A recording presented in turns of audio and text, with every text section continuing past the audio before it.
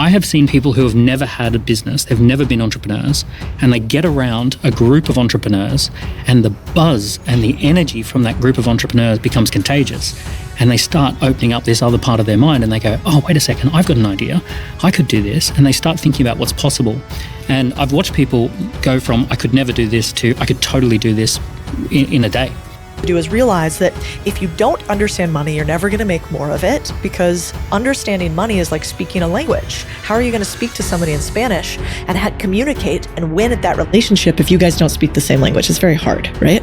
So I want people to speak the language of money. So I think about this in like small ways. Let me tell you like one way to know if you're financially literate today.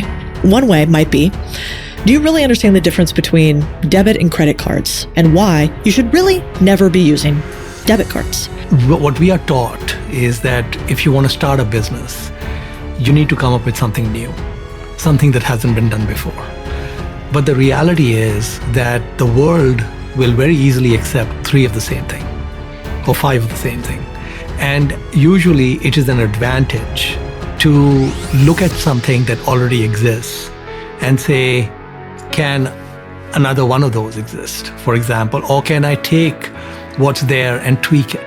One of my favorite quotes from Jim Rohn is he said, formal education will make you a living. Self-education will make you a fortune. But here's the takeaway. The moment you take responsibility for your financial habits, even if you're broke, is the moment you start building wealth. So if you want to be a great CEO, it is number 1, you have to be able to sell a dream so big that other talent wants to come alongside you. They think that their vision is bigger under yours. Then number 2, you have to make great diagnoses. What's happening in the world around us, just like a doctor would, to understand what's good or bad. And then you have to have great decision making on top of the diagnoses. And so if you can hire great talent, diagnose well, but you make bad decisions because you're scared, that's not going to lead to a successful The most important one is heads I win, tails I don't lose much.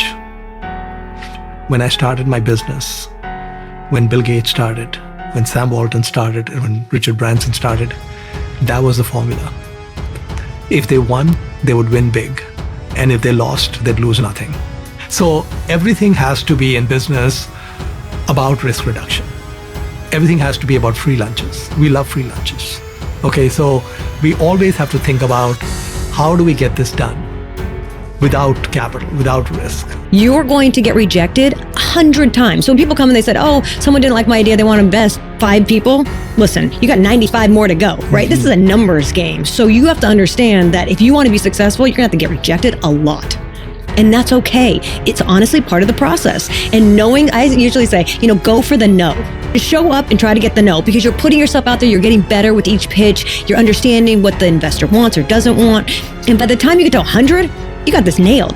Wayne Dyer used to get on stage and tell a story. He'd walk on stage with an orange, and he would start his speeches and say, when you squeeze an orange, what comes out of an orange? And he'd ask people, hey, when you squeeze this orange, what comes out?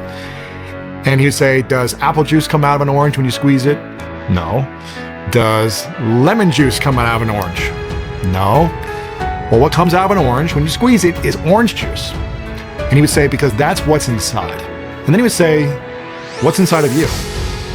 When there is pressure applied to you in your life, does anger, resentment, frustration, a negative attitude, a limiting belief, does it pour out of you energetically or verbally? Or when you're applied with pressure, does confidence, poise, patience, gratitude, resourcefulness, excitement, does that come out of you? Yes, I think anybody who is willing to tolerate pain can become an entrepreneur. And I think it's actually okay to have pain in your life, and you should seek it a little bit. It's the same thing as the gym. We don't go in there and think it's going to feel great to have a workout and have our muscles literally rip apart in order to rebuild. And yet that's what it takes in order to get more fit. And so I think part of the game of entrepreneurship is just like, can we increase pain tolerance over time consistently? And once you do that, then the things that used to be hard today, you'll look back on and you'll sort of chuckle because they will not be hard any longer.